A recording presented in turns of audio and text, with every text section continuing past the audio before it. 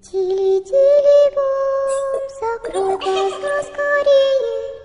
Кто-то ходит за окном и стучится в двери.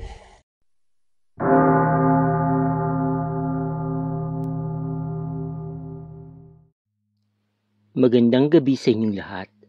Ito po muli si Marlon na mula sa Lahing Aswang. Ito na yung pagkapatuloy ng aking kwento. Siguraduhin na napakinggan nyo na ang mga naunang parte ng seryeng ito para hindi kayo malito. Sa nakaraang video, nagtungo kami nila Ate Maricar, Carlos at Jeff doon sa kagubatan upang maghanap ng mga kakailanganing sangkap para sa ritual na gagawin ni Tito Santiago. Nagkainitan sila Ate Maricar at Carlos na muntik na ikamatay ni ate. Nung mahanap na namin ang lahat ng aming kakailanganin, bumalik na kami sa kuta nila Jeff. Kinagabihan, sinimulan na nila Tito Santiago, Carlos at Gordon ang gagawin nilang ritual. Sa labas ng mga kubo, gumawa sila ng malaking pabilog na guhit na mula sa dugo ng baboy. Pinahiga nila si Tangkagwa sa loob ng bilog. Walang imik at hindi pa rin makagalaw ang katawan nito habang nakadeform ng pabaluktot ang kanyang katawan. Subalit malikot ang kanyang mga mata na nakatingin lang sa aming lahat. May dalawang kandilang itim na ang isa'y nakalagay malapit sa ulohan ni Tangkagwa at yung isa naman ay nasa paanan niya. Nagsimula na magdasal si Tito Santiago. May binasa siya sa isang pahina na mula sa isang maliit na booklet. Habang sila Gordon at Carlos naman, may hawak na isang baboy ramo na nakatali ang mga paa. Pagkatapos ng dasal, dumampot si Tito Santiago ng itak na inabot ng isang lalaki na mula sa tribo nila Jeff. Walang alinlangan na winasiwas ni Tito ang itak at diretsong tinagpas ang ulo ng baboy. Dinig na dinig ko naman ang nakakarinding pag-iyak ng baboy kasabay ng paghampas ulit ni Tito ng itak. Tumalsik ang sariwang dugo sa mukha ni Tito. Dahil doon, tuluyan nang nawalan ng hininga yung baboy at humiwalay ng ulo nito mula sa kanyang katawan. Pagkatapos, dinampot ni Tito Santiago ang ulo ng baboy. Pinatuluan niya ang buong katawan ni Tangkagwa ng dugo kasabay ng pagbigkas ng mga Latina dasal. Pangalawang ginawa naman ni Tito, kumuha siya ng isang malaking garapon na inabot naman sa kanya ng isa pang lalaki mula sa tribo. Yung garapon na yun ay naglalaman ng mga iba't ibang pinaghahalo-halong sangkap na aming hinanap. Unti-unti itong binuhos ni Tito Santiago sa buong katawan ni Tangkagwa. Doon ay nakita namin na biglang nangisa yung matanda. Wala namang tigil sa pagbigkas si Tito Santiago ng kanyang mga orasyon. Kapansin-pansin naman na may mga dugong patuloy na tumatagas mula sa ilong ni Tito. Nakita ko rin na parang nanghihina siya habang hinihingal sa kanyang ginagawa. Nung tumigil na si Tito sa kanyang pag-oorasyon, kasabay naman ito ang pagtigil na pangingisay ni Tangkagwa at ilang sandali pa, unti-unti nang nagagalaw ng matanda yung kanyang mga daliri at dahan-dahan na bumalik mula sa pagkakadeform yung katawan nito. Nung umayos na ito, dahan-dahan na ginalaw ng matanda yung kanyang kamay at nag-angat pa ito ng braso. Inabot naman ni Tito Santiago yung braso ni Tangkagwa at pinaupo niya yung matanda. Nung makaupo na ito, hindi naman mapinta sa tuwa ang mukha ni Jeff, pati ng ibang mga katribo nito. Akmang lalapitan sana ni Jeff si Tangkagwa, pero hinarangan at inawat naman siya nila Carlos at Gordon, kaya hindi siya nakalapit. Teka, bakit niyo ako hinaharangan? Anong problema? Takang tanong naman ni Jeff sa dalawa. Hindi pa tapos ang ritual. Hindi mo pa siya pwedeng lapitan. Tura naman ni Gordon doon kay Jeff. Lumapit at inabot naman ni Gordon ng isang malaki at walang lamang garapon kay Tito Santiago. Kinuha at tinutok naman ni Tito yung garapon sa mismong bibig ng matanda.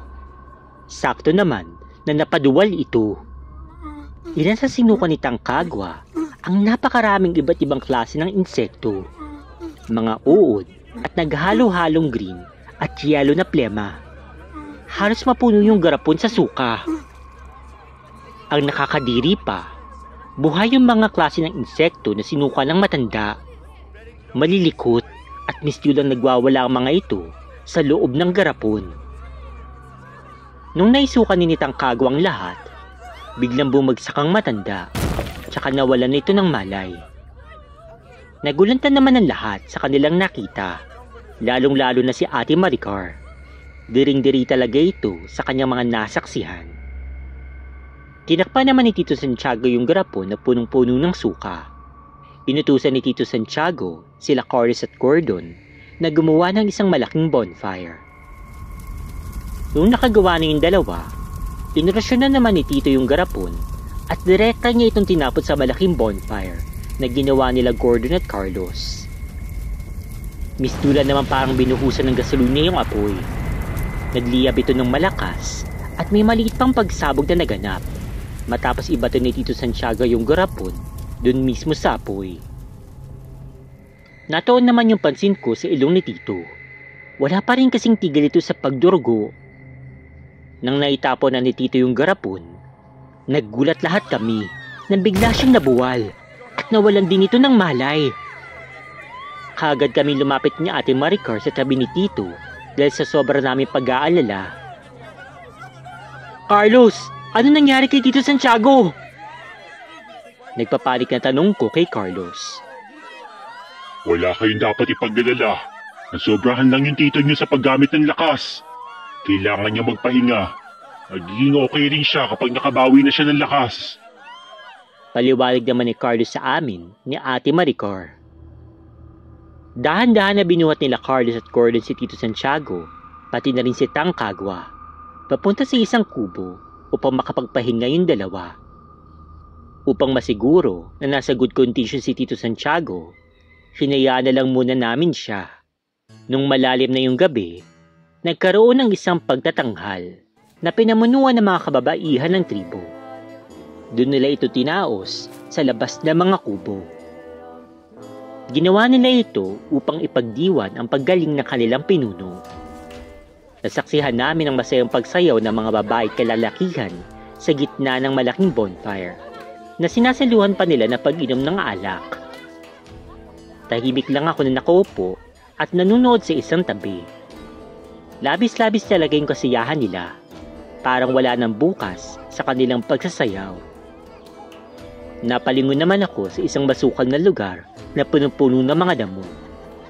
Feeling ko kasi parang may nagmamatsyag sa akin mula doon at hindi nga ako nagkamali. Mula sa malayo, nakita kong isang paris na nagbabagang mata na nakatitig sa akin.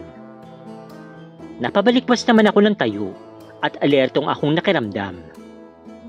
Nung ako mangkikilos na ako at maglalakad papunta sa damuhan na kinaroroonan ng nilalang na nagmamatsyag, bago pa ako nakakilos, lumabas mula doon ang isang babae. Naninagan siya ng liwanag ng buwan at walang iba ito kung hindi si Leia.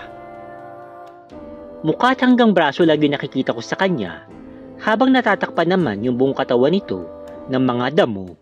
Kulot noon naman ako na nagbaling ng tingin sa kanya at sa pagkakatingin ko, mistulan nakahubot ko ba dito? Samantala, wala naman ekspresyon na patuloy pa rin nakatingin sa akin si Leia mula doon sa damuhan. Ilang saglit pa, tumalikod dito at tumakbo pa palayo. Ano naman kaya problema ng babae na yun? Takang tanong ko sa aking sarili. Tumakbo na rin ako upang sundan si Leia para malaman kung ano bang problema nito. Makalipas ng ilang minuto ng aking pagtakbo, biglang tumigil si Leia. Maya-maya, napansin ko na dahan-dahan itong nawala sa aking paningin. Subalit nararamdaman ko pa rin ang kanyang presensya. Nasa paligid lang ito. Hindi naglaon, nasa likuran ko na siya. Ang mga atake sana sa akin to ng suntok sa aking muka, pero mabilis pa rin ako sa alas 4. Nahawakan ko yung kanyang kamay. Talagang wala ka talagang magawang matino ah. Sa totoo lang, nakakapagod ka na. Inis na sabi ko kay Leia. Napagod ka na kaagad? Wala pa nga tayong ginagawa. Tugo naman ito at lumapit ito ng bahagya sa aking tenga. Sabay dila dito. Hala, mukhang inakit yata ako nito ah. Sabi ko naman sa aking sarili. Hoy, anong tingin mo sa akin? Easy to get na kagaya mo?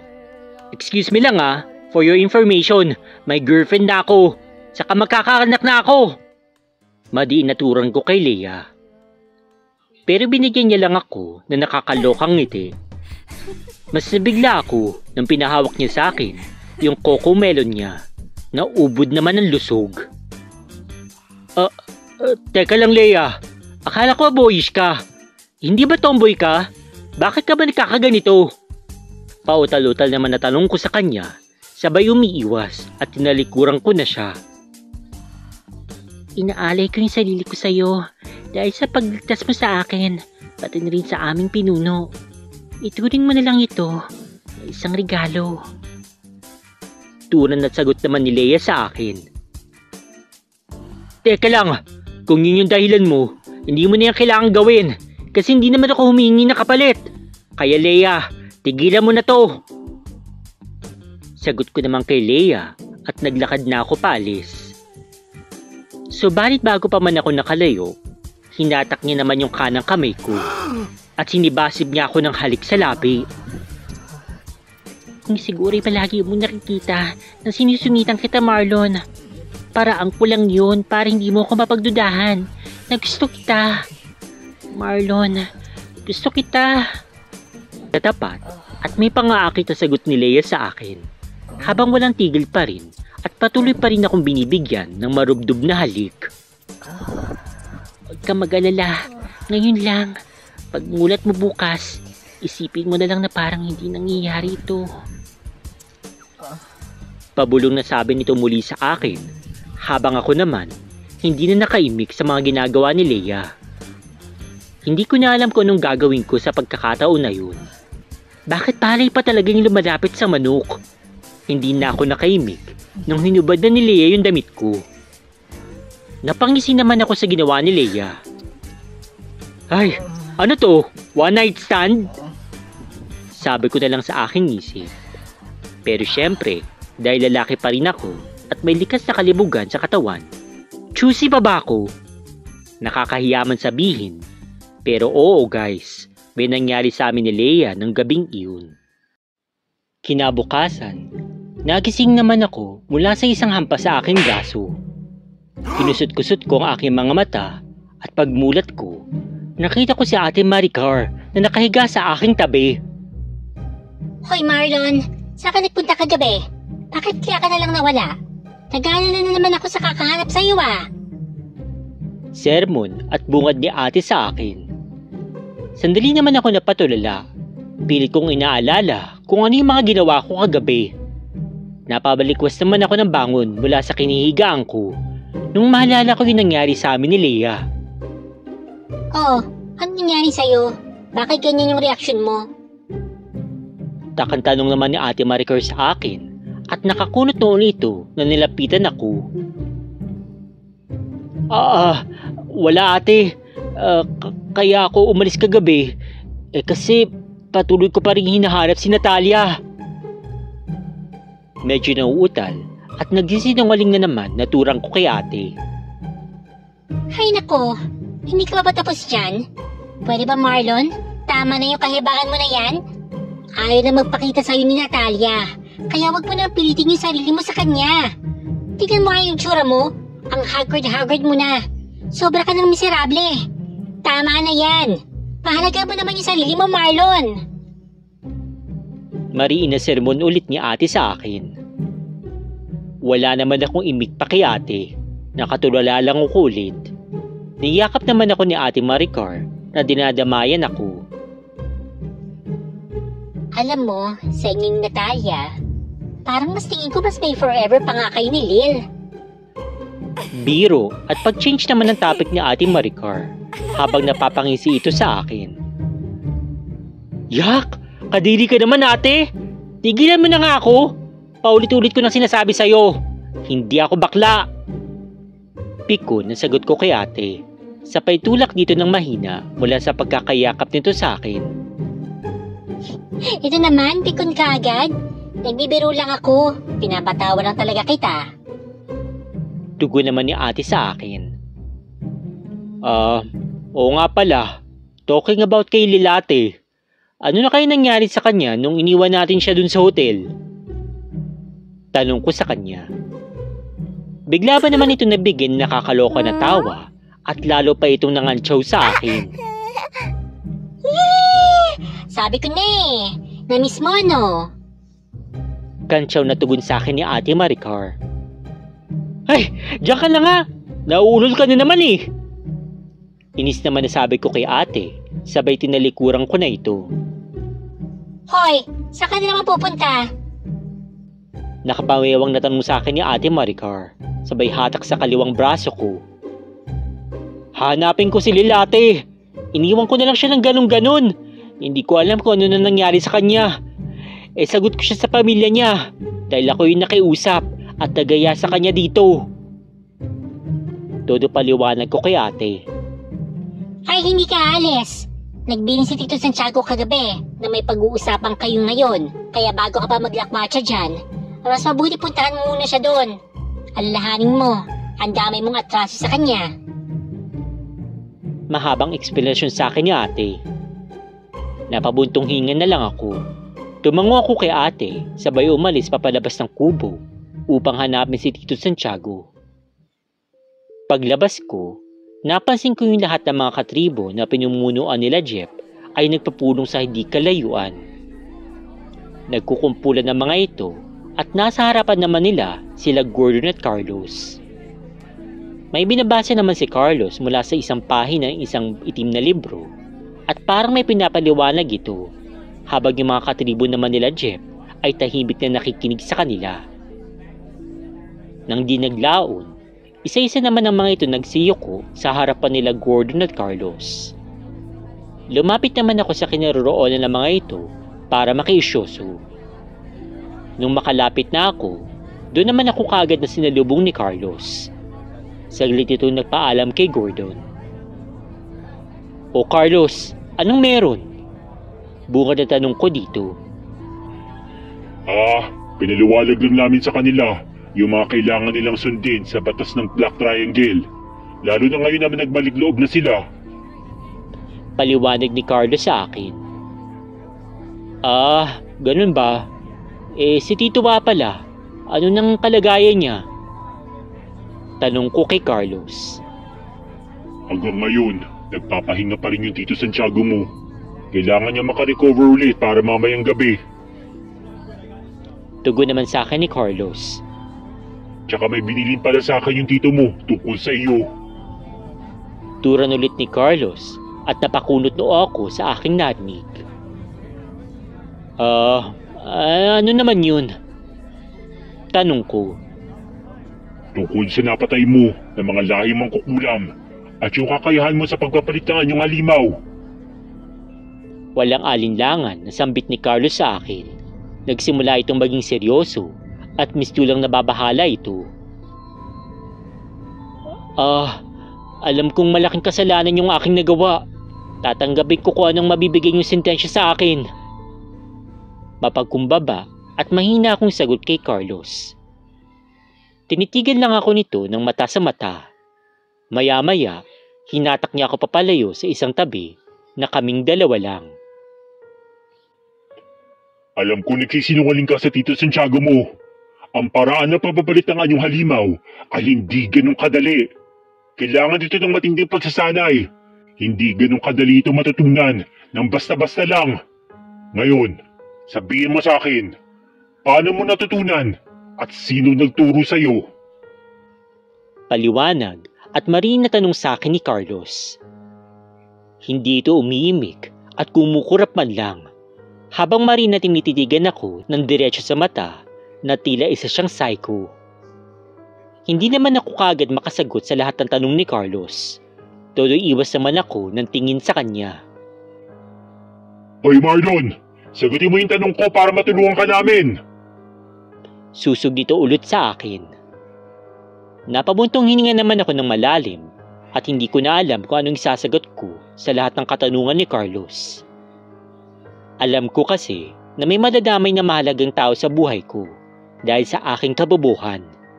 Pero sa bandang huli, wala akong nagawa kung hindi umamin. Hanggang dito na lang po muna. Gusto ko humingi ng sorry dahil ngayon lang po ako ulit nakapagpadala ng story. Sa sobrang tagal na panahon, umabot na pala ng 1 taon. Pasensya talaga kayo, naging busy kasi ako sa mga personal na bagay. Pero na-miss ko talaga kayo lahat, lalo na si Miss Clark. Sorry kung matagal kong hindi nasuportahan ang iyong channel. Pasensya na, pero babawi ako. Nalulungkot ako sa aking nabalitaw na nangyari sa channel mo, Miss Clark. Pero don't you worry, tutulungan kita at bilang suporta, magpapadala ako ng mga true story para makabawi ulit yung channel mo at sana'y kumita ulit. I'm really happy na makasama kayo ulit guys. Pasensya na kayo talaga, pero happy ako na nakabalik na ako. Hanggang sa muli, ito si Marlon, ang gwapong aswang, na syempre, mula sa lahing aswang. Maraming salamat sa inyo.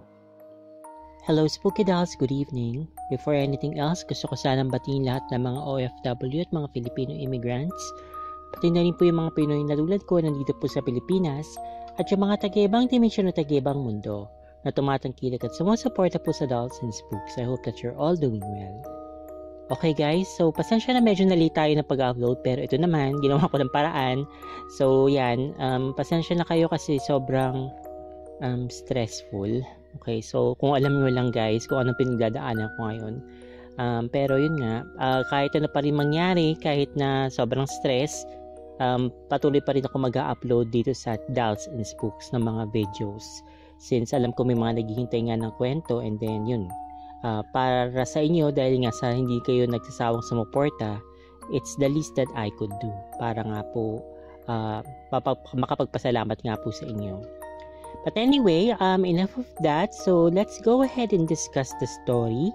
So regarding nga po ito dun sa ritual na ginawa ni Tito Santiago para mabalik nga po yung lakas ni Tangkagwa kasi nga sa mga nakapakinig o yung mga hindi nakapakinig, okay, ayun, nga pala, make sure na napakinggan nyo kasi nga maguguluhan ko, ano to, bakit piling nagkaganito na walang malang context. So, kailangan nyo pakinggan mula sa pinaka-umpisa para maintindihan nyo kung ano na bang nangyari dito sa kwento. But anyway, so si Tangkagwa nga na-paralyze siya. So, parang ginamitan siya ng kapangyarihan ng mangkukulam. So, medyo matinding kapangyarihan yung ginamit sa kanya. So, kailangan matindi rin yung kapangyarihan na gagawin niya para mabalik siya sa dati. So, ayun, mabuti na lang nakuha ni Marlon at ni Maricar at saka ng mga kasama niya yung mga Ricardos na kailangan para nga magamit sa ritual. And then yun, ginamit nga ni Tito Santiago yung kanyang kakayahan para mapagaling nga si Tangkagwa. So ito siguro yung mga nakikita natin yung mga kunyari mga albularyo o ano kasi sabi nga nila yung albularyo daw marunong din daw yan mangulam. So actually parang pwede din silang matawag na mangkukulam pero syempre hindi nila ginagawa yung pangungulam kasi mas pinili nilang maging mabuti. Okay, ayun nga ibig sabihin hindi sila nangungulam ng tao kundi tumutulong sila sa mga nakulam. Pero yun nga. So sabi nila okay kapag ganito nga gumagawa ka ng ritual para magamot mo yung isang tao medyo parang nilalagay mo rin yung sarili mo sa alanganin kasi I think okay itong kakayahan na ganito parang you know nauubos yung life force mo yan tingnan mo nga nangyari kay Tito Santiago parang nanghihina siya okay habang ginagawa niya yung ritual kasi nga hindi to basta-basta malakas na kapangyarihan yung kailangan mong ilabas para magawa mo yung panggagamot, okay? Kaya yung ibang mga manggagamot, okay, yung mga ibang albularyo, may mga tinatanggihan sila kasi bukod sa siguro talagang sobrang lakas ng nilagay doon, at least yung buhay nila. At the same time, mayroon pa yung tinatawag sa atin na sumbalik na kapag hindi mo naagapan o hindi mo naayos yung panggagamot, okay, so mangyari sa'yo mapupunta yung sumpa o yung at paano ko ba sabihin yung parang pangungulam na ikaw yung aako noong tawag nito yung sakit na binigay nila doon sa taong ginamot mo. syempre, ayaw mo naman siguro mangyari yun, unless sobrang mo talagang gusto makatulong na kahit ilaan mo yung buhay mo, gagawin mo, pero, I don't know. Kaya, kailangan talaga ng masidhing, masidhing pagpapractice siguro, or talagang kaalaman para masagawa mo yung mga ganitong klaseng panggagamot, okay? And then, yun na nga. Okay, guys. Alam ko, marami sa inyo siguro na pataas ang kilay dito sa parte na may nangyari nga dito kay Leia at saka kay Marlon. Okay, actually, nagulat talaga ako. Kasi guys, honestly, ito kasing kwento ni Marlon, hindi ko po siya binabasa before I edit it. Okay, or bago ko basahin para sa inyo. Ang ibig ko sabihin doon is, hindi ko pa, parang habang binabasa ko to, habang nire-record ko, parang dun ko pa lang din nalalaman yung karugtong ng kwento. Kasi gusto ko rin parang ma-excite din ako, para lang din, para bago sa aking paningin, ganyan, yung kwento, okay, para, para kasabay niyo ako halos din na nakakaalam ng pangyayari ng story nila. So, nung nalaman ko nga yung parting yan, okay, sana guys, kung alam niyo lang, ako yung parang sa TV, kasi kung nanonood ako ng TV, wag mo gagawin yan, wag ka papasok dyan, wag mo gagawin, yung ganun ba, para mamarinig ka ng tao sa kabilang, tao sa screen, okay ba, as if naman hindi pa scripted yun, diba? Pero, anyway, so sinasabi ko kay Marlon, talikuran mo yung babae niyan, di ba kay Natalia ka, ganyan, naku, Diyos ko, ano ba yan?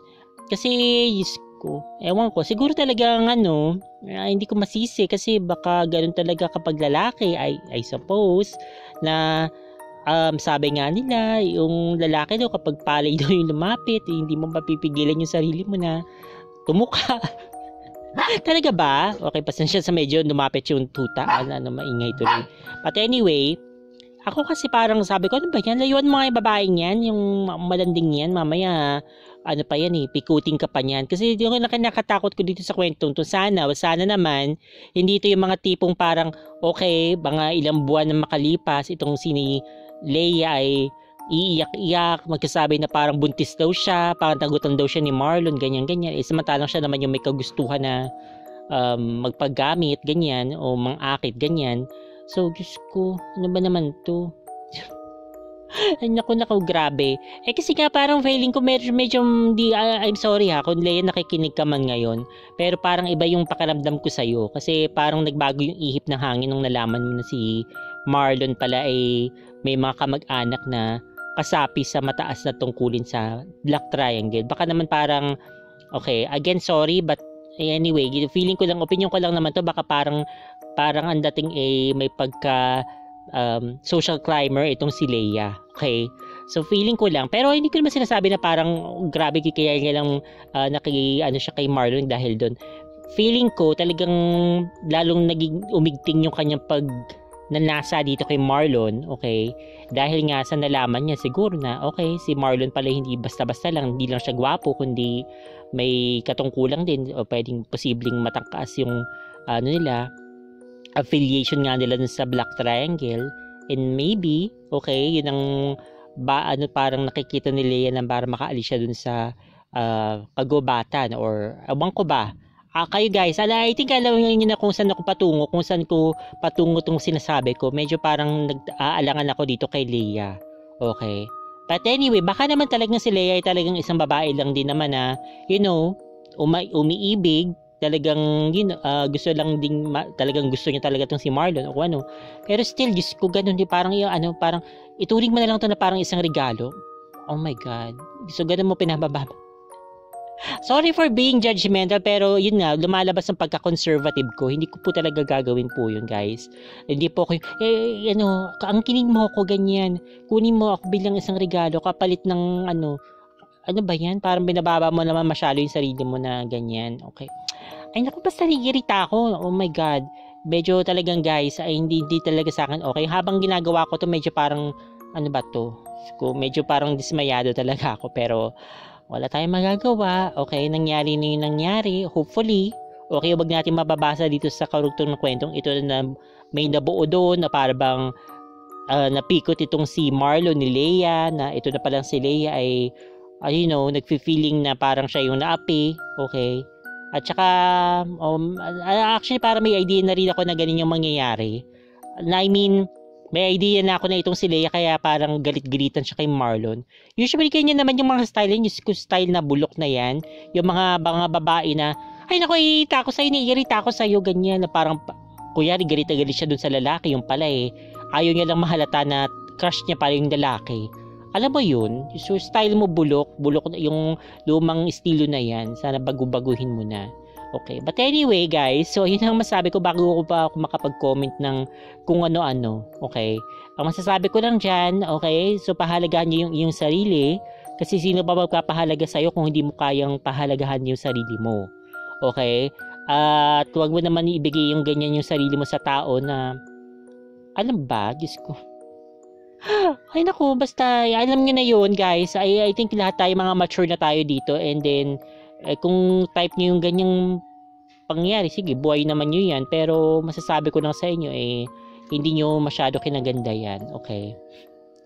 Okay, tama na nga, Diyos ko guys. Okay, anyway, I hope that you enjoyed. So, hopefully makapag-upload po tayo ng maaga. So, hopefully by Wednesday, ma-upload ko na yung karugtong ng story na ito. So, abangan nyo po guys.